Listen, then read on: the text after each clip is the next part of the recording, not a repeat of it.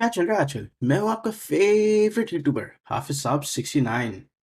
Today we're going to be trying a different approach to psychology. So instead of reading the slides and giving analogies, I'll be reading the slides and doing the analogies. So let's get started from studying care and behavior scientifically, kinda. Chapter 2, not by Yafi, of course, by Moise, from University of Haramcore. And the copyright to be noticed is suck on these nuts. We're going to be starting from the different perspectives or scientific perspectives of psychology. And I know how much it triggers you people if I start in the wrong order, so I'm going to start from the bottom up. So let's go open minded. Open minded basically just means you're looking for other explanations and you can take in everyone's perspective, but that doesn't mean you agree with everyone, right? And then skepticism is when you're questioning if there's evidence or not. So if a flat earther comes up to you and it says, hey, the earth is flat. You're gonna be skeptic and you're gonna ask him, hey, what evidence do you have to support this? And curiosity killed the cat, so we don't really talk about curiosity here. Now, I could ramble about the scientific method all day, but instead I thought maybe we should walk through this, okay? So first is identifying question of interest. So the question of interest here is Musavar bad at Valorant? So we're now going to gather some information to support our questioning. Hey, Ehsan, is Musavar bad at Valorant? Oh, he's got it everything. Yes, 100%, and he's also 100% gay. Okay, thank you. Felix, is Musavar good at Valorant? No, he's fucking dog shit. Every time I watch him, I want to bleed from my fucking eyeballs. He's so bad that every time I watch him, he whiffs a whole entire 30 bullets. It's actually impressive. This guy will buy an Odin and miss a whole 100 bullets. Reload, whiff again, whiff all 100 bullets again. Then reload again, then whiff 100 bullets again. Okay, man, thank you. Yo, Waleed, is Musavar bad at Valorant? That's a good question. He's the worst player in all of Valorant history, bro. He shouldn't even be on the game in the first place. One place and shoots the other place, bro. Okay, This man. guy's on A site, they're planting B site. That's how bad he is. And with all that data on our hands, we could set a hypothesis. Hypothesis is Musavar is bad at Valorant. This test was basically conducted by asking all of his friends if he's good or bad at Valorant, which is first degree sources. And after analyzing this data, we found out 3 out of 3 of his friends thinks he's bad at Valorant. Therefore, our theory is Musavar is trash. He's a bot. Now, before we move on, it is important to know what a theory is. Now, a lot of people in their daily life would say, I theorize blank or I theorize blank, but that's like a very loose theory. In science, a theory is something that is very well established, as can be highlighted right over here on the slides, and it has a lot of evidence backing it up. But it's not 100% factual, but it is very, very evident. And so, theory is not a word loosely used. Now, there's a few characteristics a theory should have. One, it should be testable. Two, it could be supported by new research. And three, it conforms to the law of parsimony, which basically says the simplest explanation is probably the correct one. So now there's a lot of variables while we're testing theories, and a variable is just something like a income, grade, GPA, your crosshair placement, how frequently you're hitting heads, your stats, your heart rate while you're in a clutch situation, all of that. But that's all important. But what's more important is the reliability and the validity. So the measurements have to be reliable. It has to be pretty accurate within the margin of error, and it has to be a valid way of measuring something. For example, your prof gave an example of saying a ruler isn't a valid way to measure intelligence, but it is a valid way to measure. Now, all that being said, it leads us to the two research methods we use. One is a correlational study, and another is an experimental method. You can probably read what it says on the slides, but a correlation is like examining relationship between variables. So, like, what is a variable of Musavar keeping a good crosshair placement and hitting heads? So that would be a correlational study. So the more his crosshair placement improves, the more heads he hits, or the more heads he gives. Experimental method is examining cause and effect relationship. So Musawir pushed into a site alone, therefore he died. The cause was him pushing, the effect was his death. So these are the different types of ways people research. One is a survey research, so just giving you a survey. So I could give a survey to all of you guys, asking is Musawir good or bad at Valorant, kind of like the experiment we just did. The next would be random sampling. This is where you just randomly select individuals and then like from a random population. So say I go outside into the random world, show a clip of Musawir, and say is this guy good at Valorant or not. So that'd be random sampling. There's stratified random sampling, which is basically dividing people into a subpopulation. So now let's say instead of just randomly going, I go to university, go to the esports club in the university. So I'm selecting for a group, but I randomly ask people in that place, is Mustafa good or bad at Valorant after showing like a clip of him playing. So that would be stratified random sampling. The advantages and disadvantages don't really matter. You could collect a lot of data, but it's not like very accurate because these are opinion based data. Now, there's also something called a naturalistic observation. This is just observing people while they don't know you're being observed. So in this case, you can see two blind monkeys that clearly can't see this one human, and also a blind human testing a few blind monkeys that also can't see this blind human. So these are important because they have a rich description, but they're also not very accurate because these are your opinion based, and that's not very believable. So now we look at correlational studies, right? So they're basically looking in between variables. So this would be again crosshair placement versus most servers kill rates. And they give you something called the correlation coefficient. And basically, the absolute ranges are from 0 to 1.0, and it indicates the strength of how correlated they are, right? So over here in the low positive zone is 0.5. You can see this is very scattered, and it's not completely a mess. You can see it is generally trending like somewhere in the middle over here. So it is somewhat correlating, but it's not a perfect correlation. This is pretty high. You can see like they're pretty close. So the correlation coefficient is pretty high over here. It's represented by R over here, by the way. And then a perfect one would look like this, which in the real world you would never ever see. And plus or minus sign indicates the direction of your relationship. And while everyone wants you to focus on the bigger stuff, that doesn't really matter because what's more important is this little diagram up here. So a positive correlation basically says, hey, Musabir's crosshair placement versus his kill count is every time his crosshair placement is good, he gets a higher rate of kills. A negative correlation would be every time his crosshair placement's good, he gets less amount of kills. No correlation would be doesn't matter if his crosshair placement's good or bad, he's still dog shit. The rest of this is kind of like unimportant. It's just like if you really want to know it, just read on your own time. I don't give a shit about this stuff. Now, instead of reading this, just know bigger number, better person. So not that this means anything, but they actually have like a whole diagram showing like the strength of correlation. I actually made one of my own. I think it's a bit better and like more representative of the truth. But if I could bring it over here, see, this is what I want you to take from this slide. Shit all. This means nothing. This means absolutely nothing. And lastly, correlation is not causation. So what does that mean? So basically, what it means is just because the rate of shark attacks is 10 or like a 2.0, let's say, and the rates of thunder striking are also 2.0 in like some beach in California, doesn't mean the shark is causing thunder. It's correlated, but that doesn't mean the sharks are causing the thunder. So correlation does not always mean causation.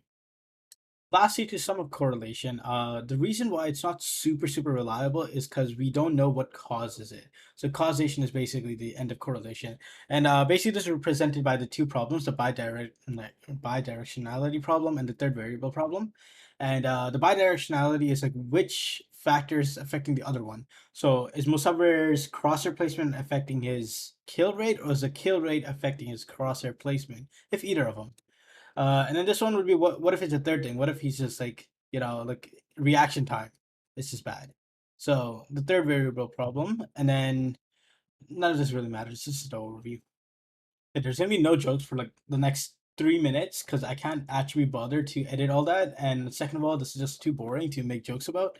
So I'm just gonna speed run the shit. Experiment is a technique of establishing a causal relationship between variables. So if you go next over here, a variable is just two individual things. An independent variable is something that is manipulated, and a dependent variable is something that is measured. So I'm manipulating Musawwir in some mouse, for example. I could change the mouse he's using, but I can't change his reaction time. So something like that. Doesn't matter. So between subject design is basically it's between two groups of people. So let's say a group of people using cell phones while driving and then no cell phones while driving. This would be a control, and it's randomly assigned, so we don't have any biases. Within it doesn't matter. So basically, over here they kind of tested it. So they put people in low traffic with a cell phone and then only car, and then people in high traffic with car and cell phone. And you can see car and cell phone high density is kind of bad, but like overall it's fine. So validity is how valid the experiment, as we talked about. So internal validity is the degree to which the experiment supports a clear conclusion. So how clearly can I say Musawwir is bad at Valorant versus how clearly I can say Hafizab doesn't love Ehsan. Okay, none of this is important and blah blah blah. Placebo effect. So I'm you guys are in bed. You probably know what a placebo is, but it's just like making him think there's something like in the pill, but it's just a sugar pill, for example. A double-blind study is basically where neither the researcher or the participant know like what treatment is being done. So who's the control group and who's the experimental? Neither of them know. Uh,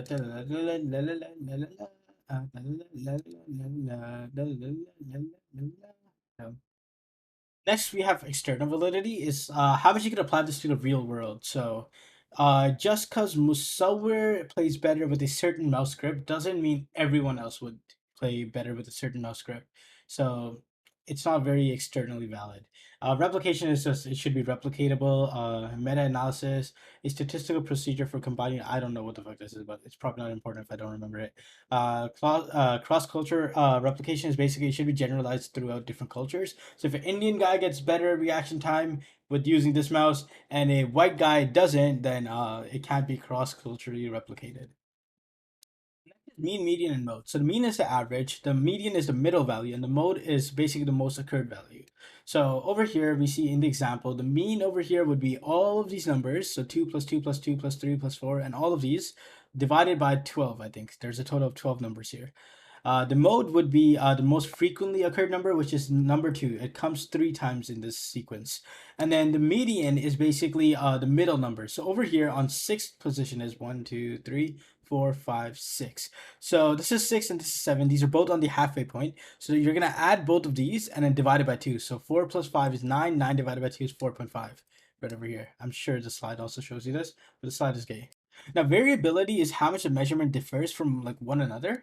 And then we could go into range, which is the largest and the smallest frequency of distributed. The standard deviation is like an average variation away, right? So this is one standard deviation away. This would be 2 standard deviations away. This would be 3 standard deviations away. So standard deviation just it's a measurable unit, and every standard deviation away is a percent of people that are used. We use something called the bell curve right over here. So right over here, this pretty much sums it up. A standard deviation in this curve, this does not have to be for everything, is about, what is this? 34.1% over here. So this would be 1 standard deviation away. 13.6% is 2 standard deviations away. And 0.1% ish is about 3 standard deviations away. So what does that actually mean? Let's say this is 50% on a test, right? Let's say majority of the class scored a 50%. Okay, 1 standard deviation above them, so like a stack above them, basically, people scored a higher number, so which would be 34 plus 50, which is like I don't know, bro, like 84%, right?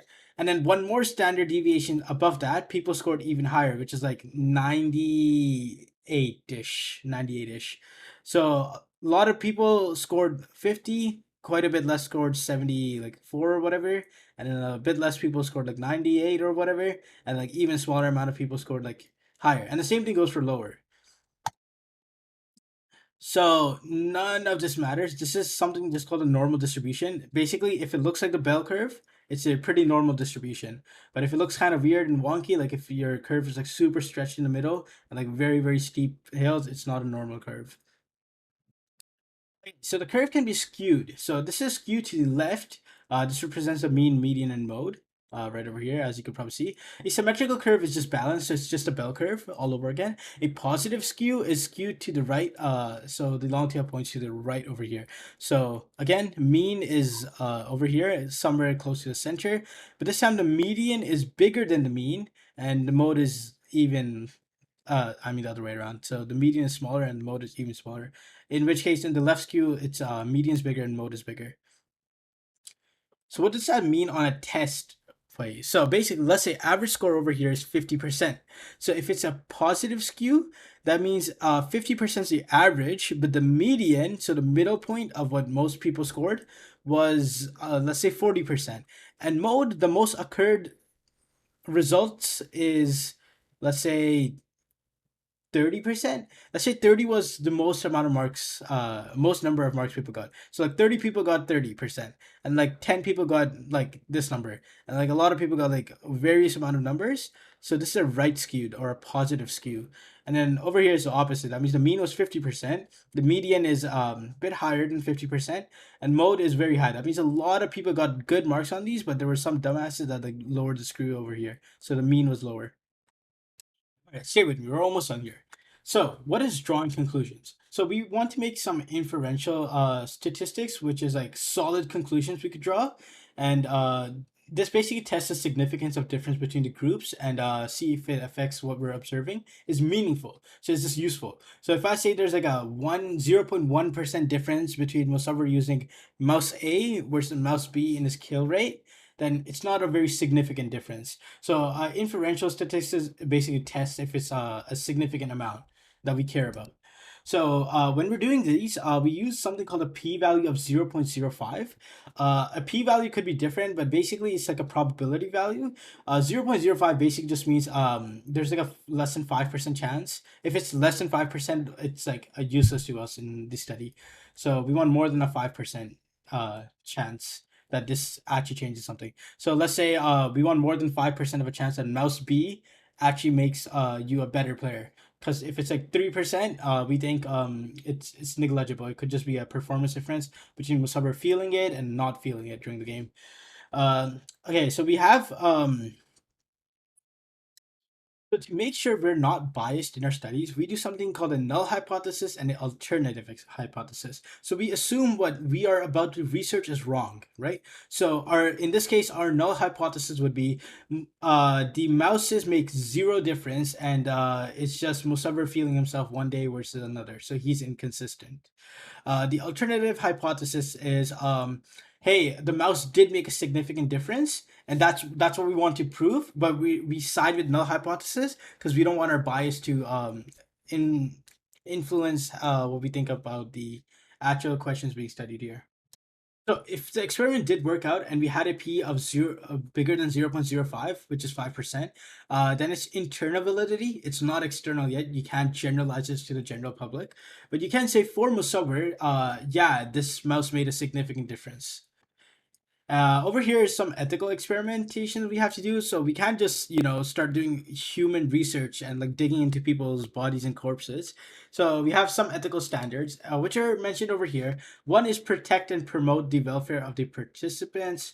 Avoid doing harm. Benefit must be proportionally greater than the risk. So if the benefit of me breaking Musawir's arm is I find out what bones are in his arm, if I didn't know that beforehand, and the risk is he could never use his hand again. That is good because the benefits outweigh the risks. Because Musawir's arm is pretty much useless. All he uses that for is questionable activities. Okay, informed consent. You must consent to the experiment, and then privacy and confidentiality. So I can't be leaking about Musawir's size everywhere out if I am doing tests on him in that area. Incomplete disclosure is basically deception. I tell Musawir, "Hey Musawir, all I'm gonna do is do an X-ray in your right arm, okay? But instead of doing an X-ray, I do like a non-invasive surgery." So basically, I didn't like completely like tell him what I was gonna do. And at the end of all research, the participants must be debriefed. That means you must tell them what the actual experiment was for. Because some experiments you can't tell them what it's for during the experiment, because it might like conflict with the results or it might change their perspective on the topic. But afterwards, after you are done the experiment, you have to tell them this. This is a bit of testable material, but most ethics review boards, which are people that review the ethics. So at the University of Alberta, there's a University of Alberta Ethics Review Board, which all these psychologists in U of A that are doing research would have to like send them like a paper and then say why they want to do these tests and like if the benefits outweigh all the costs and all that, and then after that you're good to go, and they adhere to like the CCACGCUEA, whatever the hell that shit is. That's the end of part 2, so bye bye now. And I still see that none of you guys have played Valorant with me even after I told you guys to in the first part, especially you, Hassan. I'm looking at you, bro. So are you playing with Hafizab maybe in a different game? But if not, play Valorant with me. I'll talk to you guys later. Probably in the next part. It will take me a bit because I'm kind of sick and my throat kind of hurts. So like it will be a while before that comes out. Don't forget to send me your slides so I can copyright them a bit more. Thank you. Bye. See you out.